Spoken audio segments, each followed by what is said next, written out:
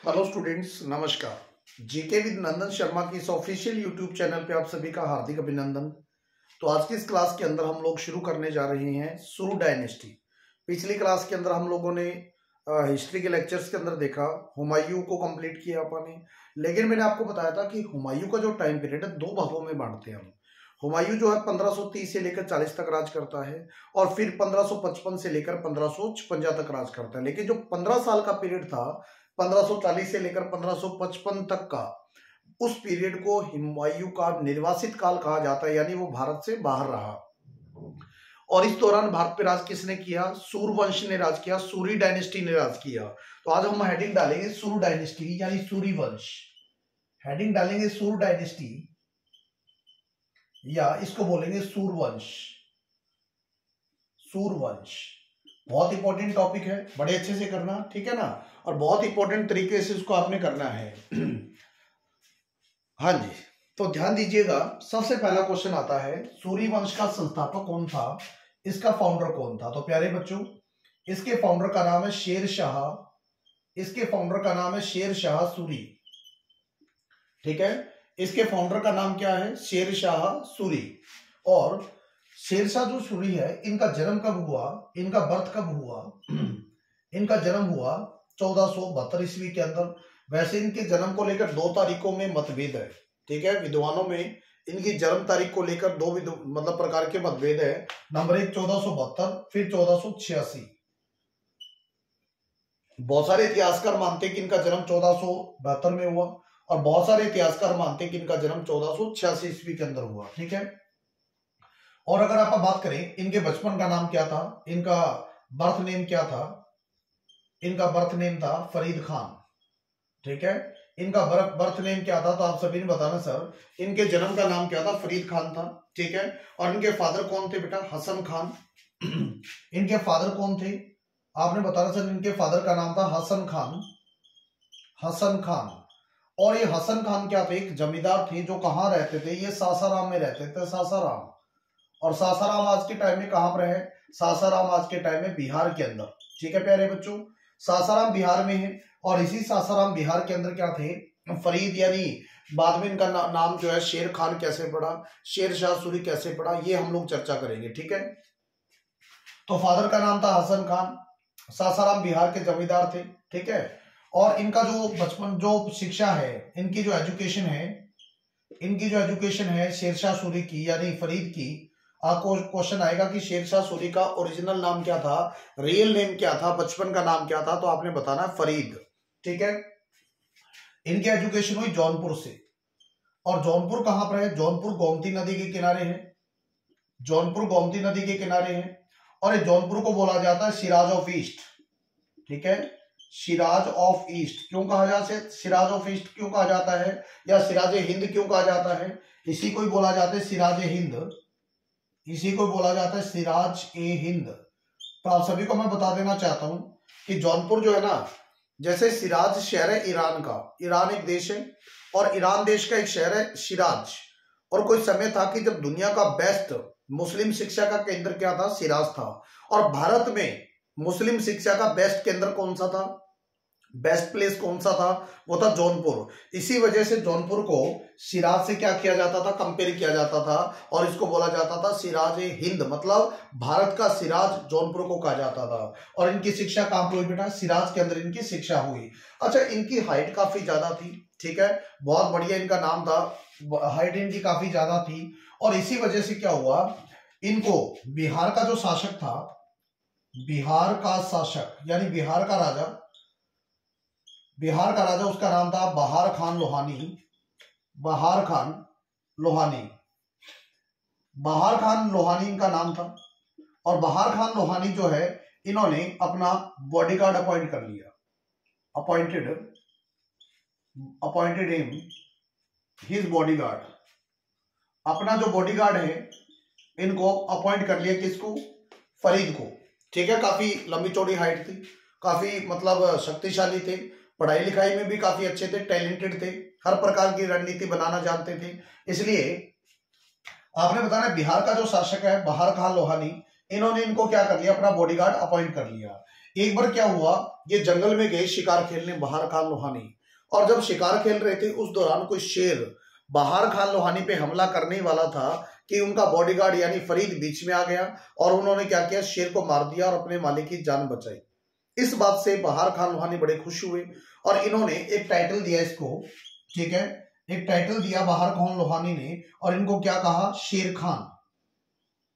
इनको बोला शेर खान कि आज से आपका नाम क्या होगा, शेर खान होगा, क्योंकि आप में कितनी पावर है, शेर जितनी पावर है, आज के बाद आप शेर खान हो। यहां से इनका नाम क्या पड़ा, शेर खान पड़ा। लेकिन बीच में क्या किया, इन्होंने अपनी आर्मी छोड़ी, ठीक है, बीच में इन्होंने अपनी आर्मी मतलब बहार खान लोहानी का साथ छोड़ा और ये बाबर की सेना में भर्ती हुई, ठीक है ना, entered in Babur army, entered in Babur army, यानी बाबर की सेना में भर्ती हुए। और बाबर की सेना में भर्ती होते हुए इन्होंने युद्ध लड़ा था। कौन सा युद्ध, इन्होंने लड़ा था बैटल ऑफ चंदेरी, ठीक है, बैटल ऑफ चंदेरी इन्होंने लड़ा था, ठीक है। लेकिन मैंने आपको बताया कि बैटल ऑफ चंदेरी के बाद जब पार्टी चल रही थी उस दौरान सारे के सारे जो मतलब सैनिक थे वो कुछ भी जो खा पी रहे थे, मांस वगैरह वो खा रहे थे हाथों से, लेकिन ये तलवार में उसको लगा के फिर खा रहा था। ये बात बाबर ने देखी, बाबर ने अपने बेटे हुमायूं और अपने सेनापति को बोला कि बंदा कौन है,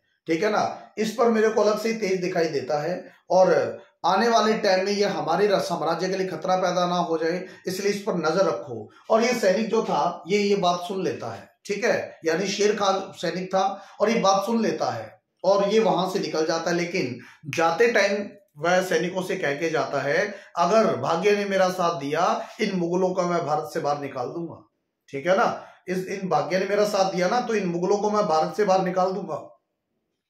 और ये शब्द किसके थे, शेर खान के शब्द थे। उसके बाद में इसने क्या किया, ये बाद में चला गया महमूद लोदी के पास, और वैसे तो इनके आपस में बनती नहीं थी, लेकिन आपको पता है कि कठिन टाइम के अंदर दुश्मन का मित्र होता है, ठीक है। तो आपने बताना सर, इसके बाद में बैटल ऑफ घाघरा आप सभी जानते हैं, बैटल ऑफ घाघरा ये 1529 में हुआ। ये युद्ध इसने किसके अगेंस्ट लड़ा था, ये युद्ध लड़ा था अगेंस्ट बाबर, ये बाबर के खिलाफ युद्ध लड़ा और एक बाबर की सेना में युद्ध लड़ा। बाबर की सेना में कौन सा लड़ा, तो ये युद्ध लड़ा था बाबर की सेना में 1528 का बैटल ऑफ चंदेरी। यहां तक आपको क्लियर हुआ। इसके बाद में वापस 1530 के अंदर मतलब चला गया वापस बहार खान की मतलब सेना में बहार खान के पास। जैसे क्या है ना, उधर बहार खान की क्या होगी, डेथ हो गई बेटा, ठीक है, उधर क्या हुआ ध्यान रखो, बहार खान लोहानी था, इनकी डेथ हो गई। और डेथ के बाद में क्या किया इन्होंने, इन्होंने क्या कर लिया, he married to widow of Dudu Begum था, ठीक है ना, दूदू बेगम नामक एक महिला थी जो कि पत्नी किसकी थी, बहार खान लोहानी, विडो ऑफ बहार खान लोहानी, ठीक है। बहार खान लोहानी की जो मतलब विधवा थी उससे क्या कर ली, शादी कर ली किसने, शेर खान ने। उसके बाद में एक चुनारगढ़ फोर्ट है, ठीक है, चुनारगढ़ फोर्ट है, और यहां का अगर आप बात करें जो मालिक था यहाँ का, जो मतलब सरदार था, उसकी डेथ हो जाती है, उसकी विधवा से भी ये शादी कर लेता है शेर खान, और शादी करने के बाद में चुनारगढ़ फोर्ट पे भी इसका क्या हो जाता है, अधिकार हो जाता है। और इस तरीके से मैंने आपको बताया, ये जो मैंने आपको हुमायूं पढ़ाया था मैंने आपको बताया भी था। इसके बाद में ये आप ढंग से लिखना, फिर आप आगे बढ़ते हैं, ठीक है, पूरा कंप्लीट पॉज करके वीडियो लिख लेना ताकि आपका ये छूटे ना।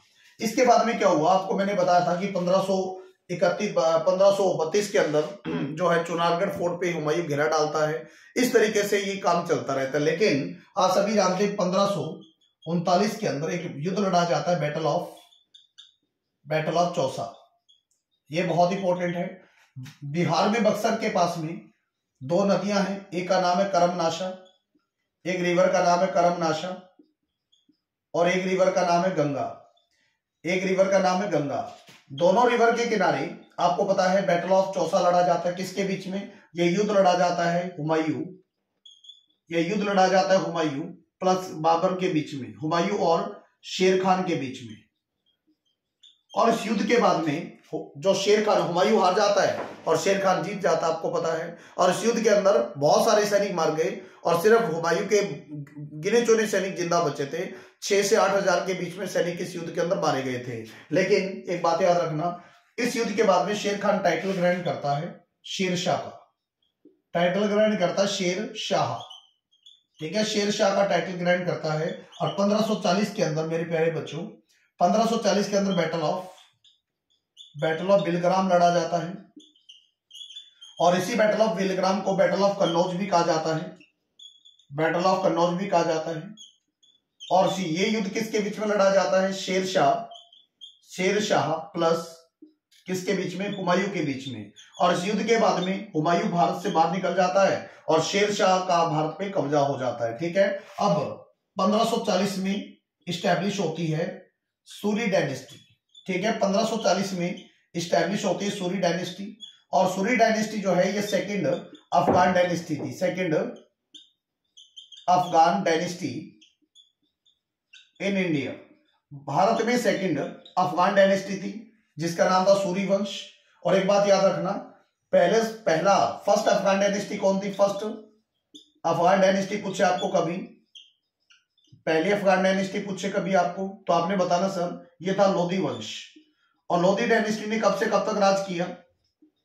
लोधी वंश ने राज किया, आप सभी जानते हैं, 1451 से लेकर 1526 ईस्वी तक। और लोधी वंश के फाउंडर कौन थे? बहलो लोधी। और लोधी वंश का आखिरी राजा कौन था? इब्राहिम लोधी। और पानीपत की पहली लड़ाई किसके बीच में होती है? इब्राहिम लोधी और बाबर के बीच में। और जीत कौन हासिल करता है? बाबर। और इसी वजह से 1526 में भारत में मुगलों का शासन हो जाता है। तो एक बात याद रखना, सेकेंड अफगान डायनेस्टी कौन थी? सूरी डायनेस्टी। और इसका टाइम पीरियड तो आपने बताना 1540 से लेकर 1555 ईस्वी तक, 1540 से लेकर 1555 ईस्वी तक। लेकिन इसमें एक ही ऐसा राजा था जो बहुत शक्तिशाली था, और वो कौन था? शेरशाह सूरी था, ठीक है। चलिए इसके बाद में हम लोग आगे बढ़ते हैं। 1540 में भारत पर अपना एक छत्र राज्य स्थापित कर लिया, अपना एरिया स्थापित कर लिया, या अपना किंगडम स्टैब्लिश कर लिया, किसने? शेरशाह सूरी ने। अब बढ़ते हैं अपन शेरशाह सूरी के बारे में और डिटेल से जानते हैं। 1540 में याद रखना, 1540 से लेकर 1545 तक 5 साल राज किसने किया? शेरशाह सूरी ने। शेरशाह सूरी ने 1540 से लेकर 1545 ईस्वी तक राज किया। बस सही दिख रहा है, हाँ जी, 1540 से लेकर, आपको बिल्कुल सही दिख रहा है। अगर कोई दिक्कत लगे तो आप मेरे को बता सकते हैं, ठीक है ना। शेरशाह सूरी ने 1540 से लेकर 1545 यानी 5 साल तक राज किया, बहुत सारे सुधार किए। सबसे पहली बात शेरशाह सूरी ने मेजरमेंट के लिए गजे सिकंदरी का इस्तेमाल किया। और ये वो पैमाना था जिसको सिकंदर लोधी ने बनाया था, ठीक है। और इसमें एक गज कितने का होता था? तो आपने बताना सर 32 इंच का। 32 इंच का ये क्या होता था? 1 गज होता था, ठीक है, याद रखना। 32 गज का 1 इंच होता था, ये आप सभी जानते हैं।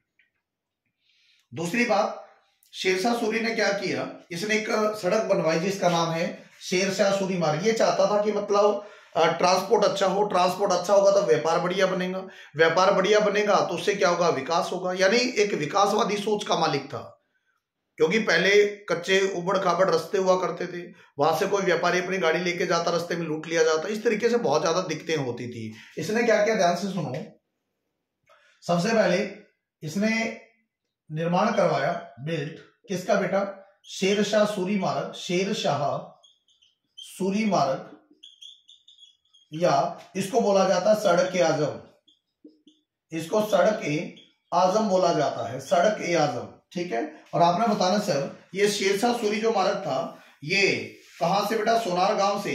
अगर आप बात करें, ये सोनार गांव, आज के टाइम में तो सोनार गांव जो है ये बांग्लादेश में है। सोनार गांव से आगरा होते हुए, आगरा से दिल्ली होते हुए, और ये जाता था कहां तक बेटा? ये लाहौर तक जाता था, ठीक है, ये लाहौर तक जाता था।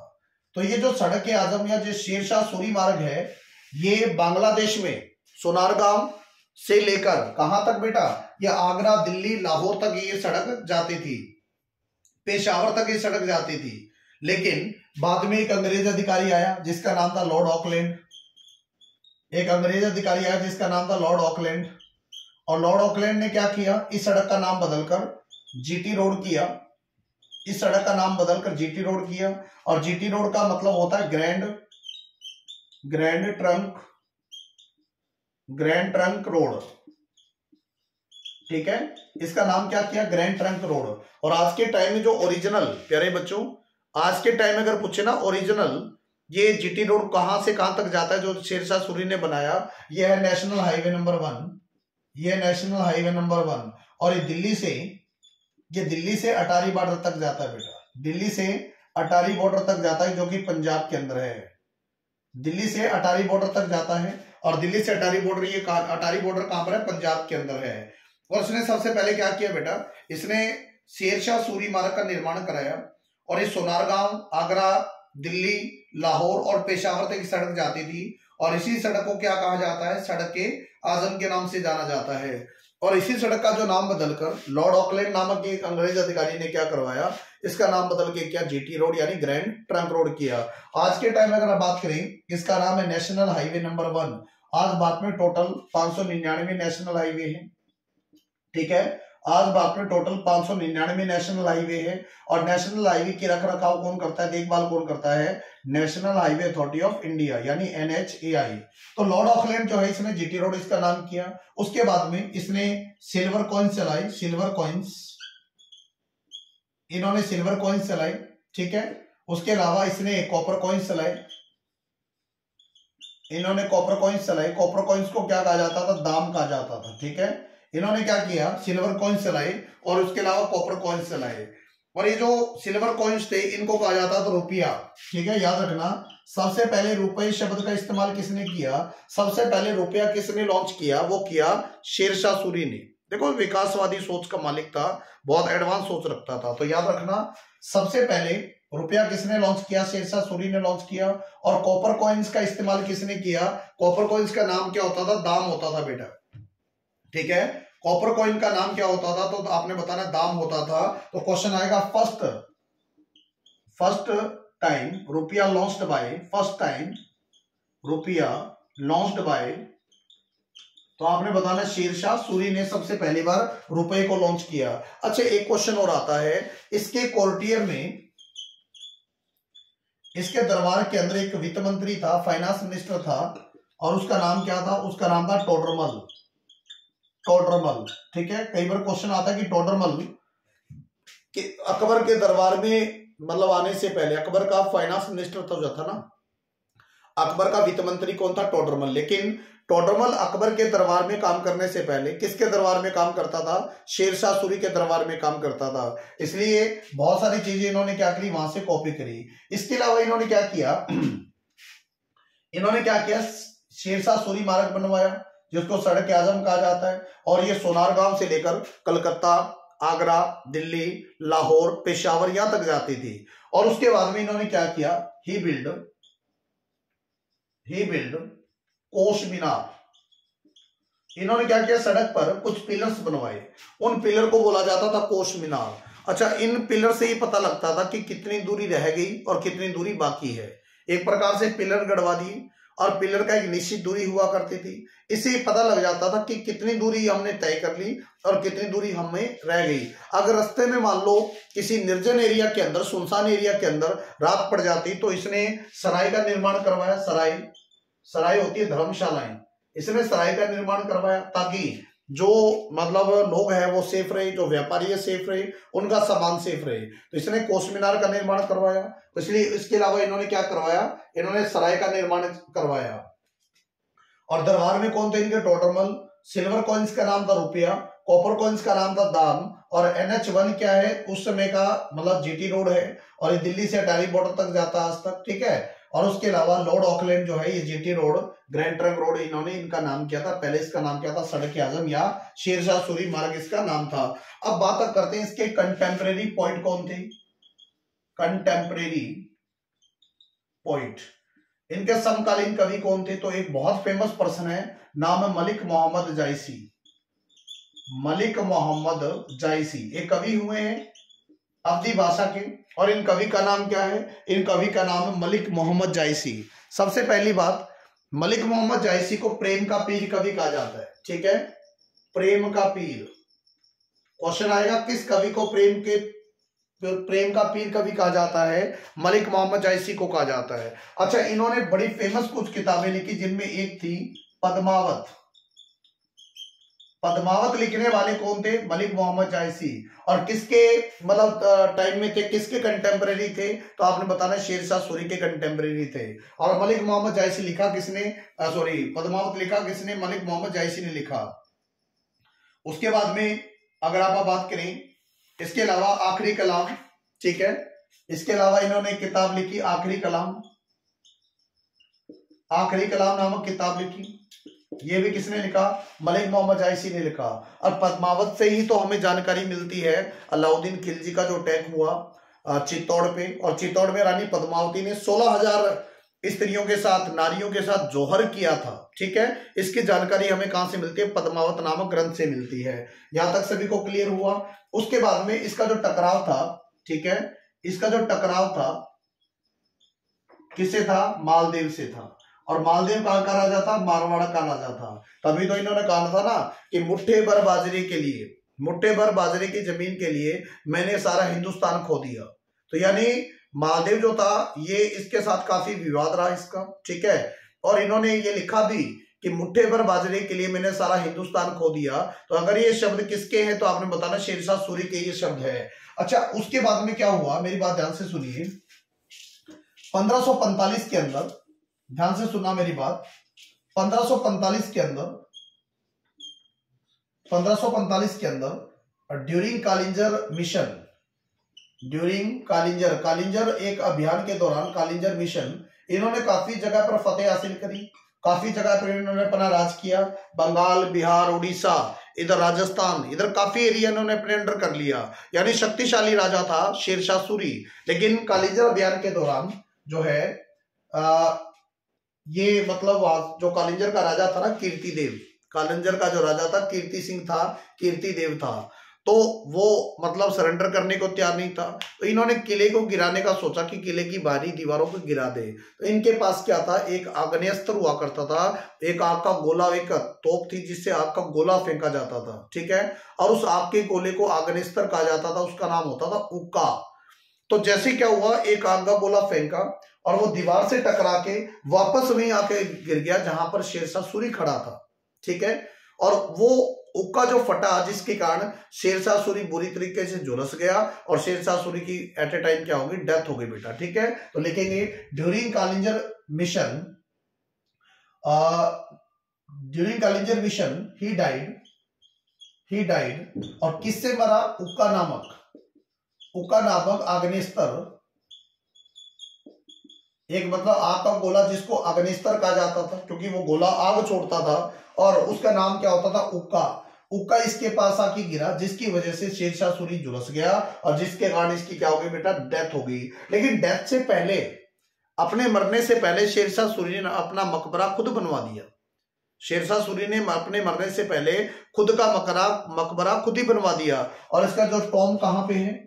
इसका टॉम है सासाराम, इसका टॉम है सासाराम। और सासाराम कहां पर है बेटा? बिहार के अंदर है। ठीक है, पानी के बीच में बना हुआ टॉम है, ये पानी के बीच में बना हुआ टॉम है, और एक कहां पर है? सासाराम, बिहार के अंदर। तो याद रखना, अगर क्वेश्चन आए कि शेरशाह सूरी का टाइम पीरियड 1540 से लेकर 1545 तक रहा। ठीक है, और जब तक ये जीवित रहे तब तक कोई दूसरा भारत की तरफ या इनके राज्य की तरफ आंख उठा के भी नहीं देखता था। वजह क्या थी? बड़े शक्तिशाली और बड़े ही एडवांस सोच का मालिक था शेरशाह सूरी। बड़े सुधार किए, सड़क बनवाई, कोस मीनार बनवाई, सराय का निर्माण करवाया। ठीक है ना, एग्रीकल्चर वगैरह के लिए काफी काम किया, टैक्स वगैरह लेते थे तीसरा हिस्सा, जिसकी वजह से क्या होता था? खेतीबाड़ी के विकास के लिए वो पैसा लगाते थे। तो यानी काफी इनका तगड़ा काम था। उसके बाद में 1545 में डेथ हुई और इनका मकबरा कहां पर है? सासाराम, बिहार के अंदर है। क्वेश्चन आएगा शेरशाह सूरी का मकबरा कहां पर है? सासाराम, बिहार के अंदर है। जैसे 1545 में इनकी डेथ हुई,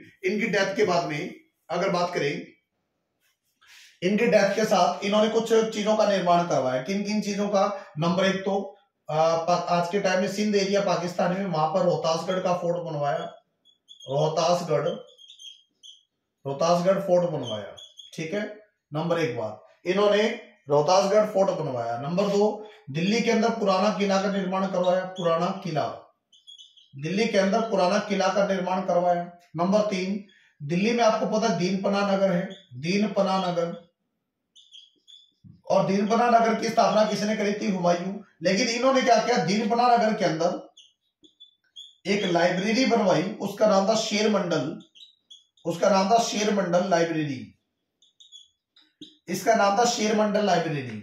और उसके अलावा इन्होंने सासाराम बिहार के अंदर, सासाराम बिहार के अंदर अपने मकबरे का निर्माण करवाया शेरशाह सूरी ने। ये इनके क्या है बेटा, मुख्य मतलब इनके आर्किटेक्चर है। रोहतासगढ़ फोर्ट सिंध में है, उसके अलावा पुराना किला दिल्ली में है, दीनपना नगर जो है इसमें शेरमंडल लाइब्रेरी का निर्माण करवाया, और सासाराम बिहार में अपनी कब्र का निर्माण करवाया। किसने? शेरशाह सूरी ने। इनके मरने के बाद में, मेरी बात ध्यान से सुनना, इनके मरने के बाद में इन्हीं का बेटा इस्लाम शाह सूरी, हाँ जी याद रखना, इनके मरने के बाद में इन्हीं का बेटा इस्लाम शाह सूरी जो है वो बना राजा।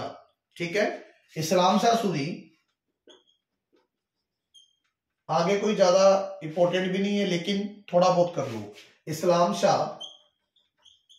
शाह सूरी ये राजा बना, और 1545 से लेकर 1553 तक ये राजा रहा। ठीक है, इस्लाम शाह जो सूरी था ये 1545 से लेकर 1553 तक राजा रहा। और इसके बाद में कौन आया बेटा? इसके बाद अगर बात करें, आदिल शाह बना। ठीक है, आदिल शाह 1553 में आदिल शाह बना, आदिल शाह।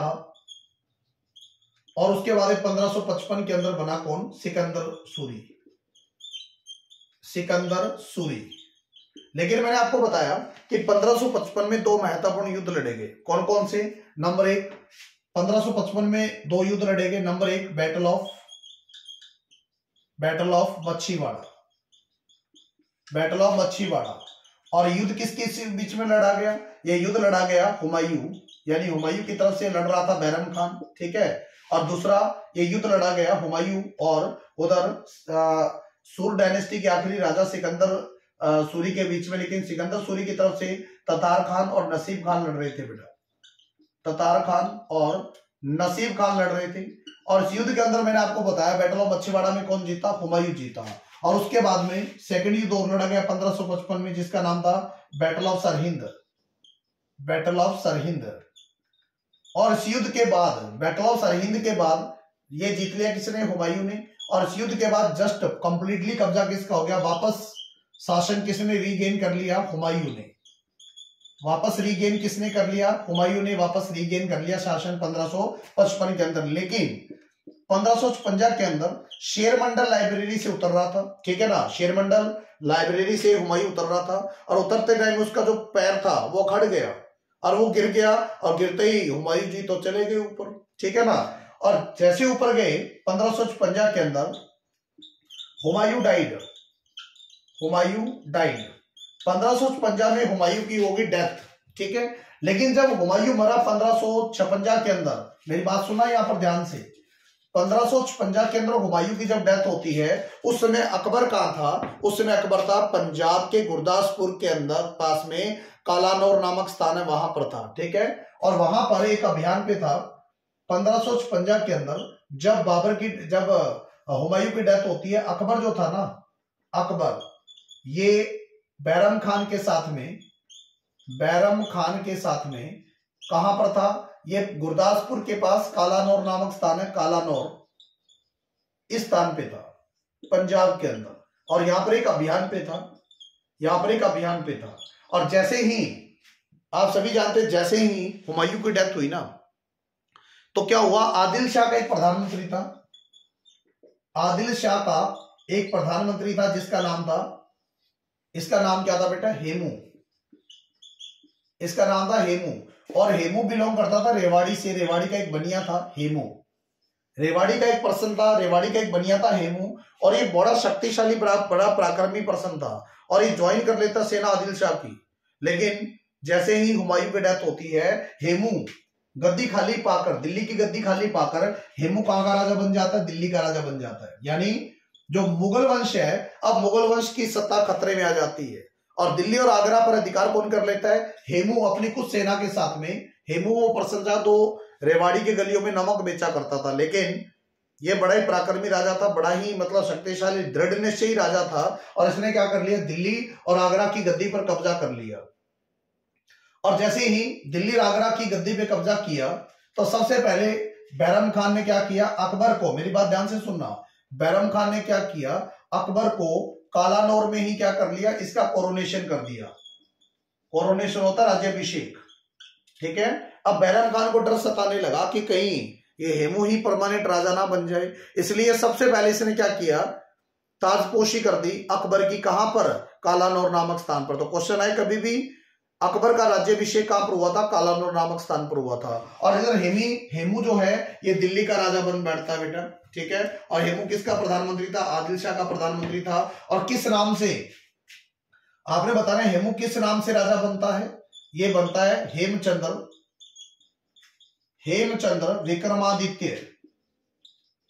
विक्रमादित्य। ये एक उपाधि धारण करता है।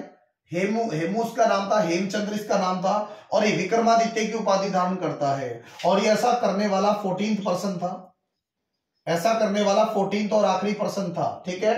विक्रमादित्य यानी जिसका विक्रम आदित्य जैसा हो। विक्रम मतलब तेज, आदित्य होता है सूरज, यानी एक ऐसा पर्सन जिसकी बहादुरी सूर्य समान हो, जिसका तेज सूर्य समान हो, वो अपने आप को एक टाइटल देता है, जिस टाइटल को बोला जाता है विक्रमादित्य। और अगर क्वेश्चन आ गया कि बताइए सर भारत में फर्स्ट पर्सन कौन था? ये 14वां और लास्ट पर्सन था जिसने, ये 14वां और लास्ट पर्सन था जिसने विक्रमादित्य का टाइटल ग्रहण किया।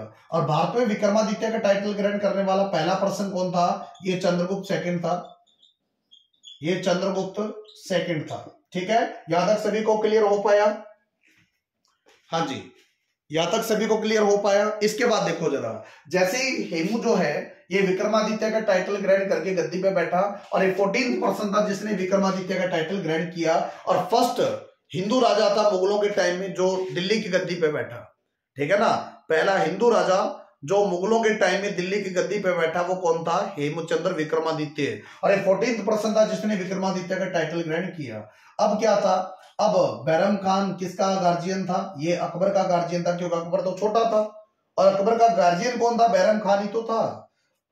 अब बैरम खान को चाहिए था कि दिल्ली की सत्ता पे वापस अधिकार किसका हो? अकबर का हो। और हेमचंद्र चाहता था कि इसको बाहर भगाया जाए। इसी वजह से क्या होता है, उधर से बैरम खान दिल्ली की गद्दी खाली कराने के लिए चल पड़ता है, और इधर हेमचंद्र विक्रमादित्य इसका सामना करने के लिए चल पड़ता है। और 1556 के अंदर एक युद्ध लड़ा जाता है पानीपत नामक स्थान पर, जिसका नाम है second battle of Panipat. Second battle of Panipat, एक युद्ध लड़ा जाता है सेकेंड बैटल ऑफ पानीपत। और युद्ध कब लड़ा गया? 1556 के अंदर। किस किस के बीच में ये युद्ध लड़ा गया? अकबर और हेमू के बीच में। और अकबर की तरफ से कौन लड़ रहा था बेटा? बैरम खान लड़ रहा था, क्योंकि अकबर का जब राज्याभिषेक हुआ 1542 में इसका जन्म हुआ, और 1556 में क्या बन गया? राजा बन गया। तो लगभग 13 साढ़े 13 साल की उम्र में अकबर राजा बन गया था, ठीक है। और याद रखना अकबर जो है ये और हेमू के बीच में युद्ध होता है। इस युद्ध के अंदर हेमू की जो अगर बात करें साइड बड़ी स्ट्रांग थी और बड़ी बहादुरी से हेमू युद्ध लड़ रहा था, लेकिन किस्मत को कुछ और मंजूर था। और एक तीर जो है, यानी अकबर हारने वाला था, बैरम खान हारने वाला था, लेकिन एक तीर वो हेमू की आंख में आके लगता है, और हेमू जो है उस दर्द को सहन नहीं कर पाया और हेमू की डेथ हो जाती है। और जैसे ही हेमू की डेथ हो जाती है उसके बाद में ये युद्ध कौन जीत जाता है बेटा? ये युद्ध अकबर जीत जाता है, हेमू हार जाता है। और इसी के साथ 1556 के अंदर अकबर अब गद्दी पर बैठेगा, अकबर अब गद्दी पर बैठेगा, और इसका टाइम पीरियड 1605 ईस्वी तक रहेगा, ठीक है। इसका टाइम पीरियड 1605 ईस्वी तक रहेगा। अब नेक्स्ट क्लास के अंदर हम जो है अकबर के बारे में पढ़ेंगे, इसकी महानता के बारे में पढ़ेंगे और सारा का सारा इसका जिक्र करेंगे। ठीक है, उम्मीद करता हूँ आज की क्लास में जो करवाया गया वो आपको समझ आया होगा। बड़े अच्छे तरीके से करना, ठीक है ना, बहुत इंपॉर्टेंट क्लास थी। थैंक यू सो मच, मिलते हैं नेक्स्ट क्लास में। आप सभी का धन्यवाद।